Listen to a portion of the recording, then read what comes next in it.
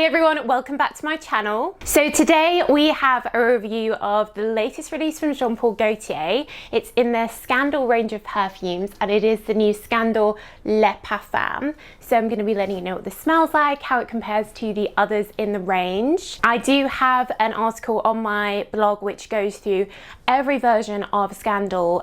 So if you want to find out more, I think this is the 5th version now. Do check that out. I'll leave the link down below. Oh, and by the way, exciting news this week. My blog has actually been nominated for Blogger of the Year Award 2022. So I'll also leave the link to where you can vote for me for that. So exciting, it's free to vote and yeah, insane. And if you are a regular viewer, do check to see if you're subscribed. You can turn on notifications, and down below in the description box you can also sign up to my newsletter, and I'll also leave the links to where you can buy this. I think at the moment in the UK it's exclusive at Boots, I think, but I'll find out where it's available in North America, maybe Australia if it's out there yet, and leave the links down below. Cool, so Jean Paul Gaultier, definitely known for releasing fragrances that are a bit different, that stand out.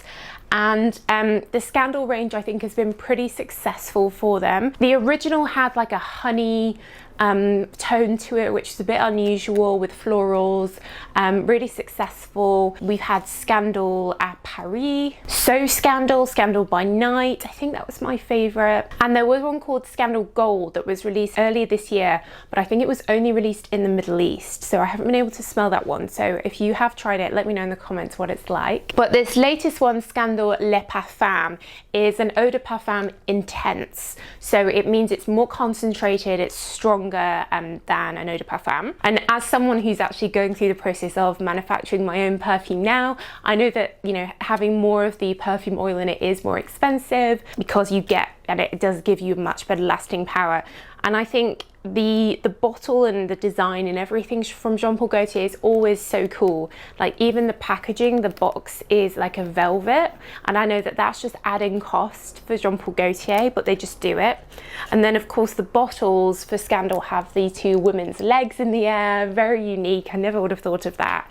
I got the 30ml size, which doesn't, it just has a lid like that, but the 50 and the 80ml do have the legs. It is quite pricey, so the 30ml is like 50 something pounds, the 30ml, the 50ml gonna be 80 something, and then the 80ml is gonna be around 100 pounds, but it is very concentrated. So what does it smell like? Well, it's definitely strong. It immediately reminded me of Hypnotic Poison from Christian Dior. It has that same vanilla, which is almost like a Play-Doh type scent. I know some people love that, some people hate it. Hypnotic Poison is an amazingly good perfume, but it's so strong, so good for lasting, that I find it quite sickly to wear. So I think if you like that but you find it too much, then you definitely be worth giving this a try, because it's not quite as heavy as Hypnotic Poison. Also a bit of a similarity to Dolce & Gabbana The One, though that has that fruity peach in which this doesn't have. So this one doesn't mess about with any like fruity top notes. You immediately get this intense vanilla.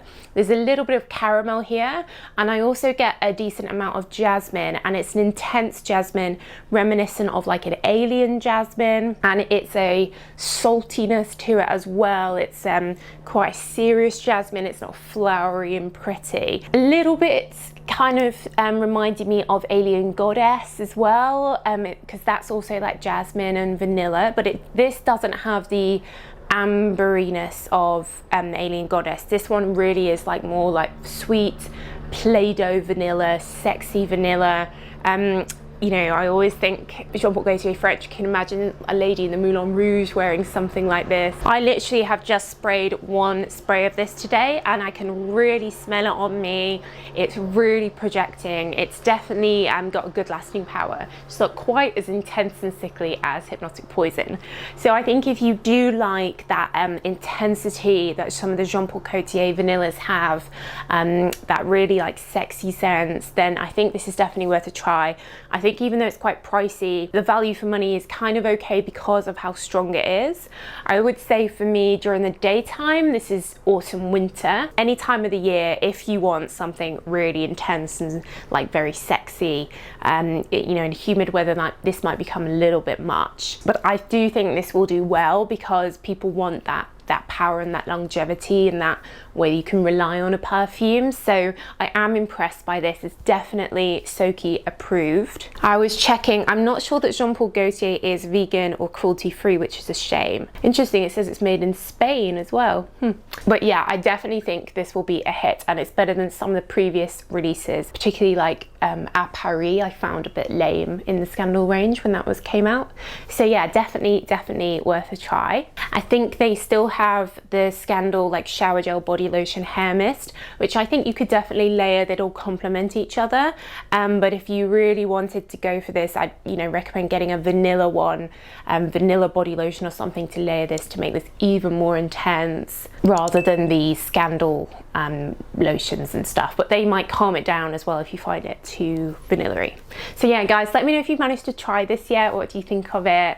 And let me know in the comments. Do read all your comments. But that's it, guys. So thank you so much for watching, as always, and I'll see you in the next video. Bye.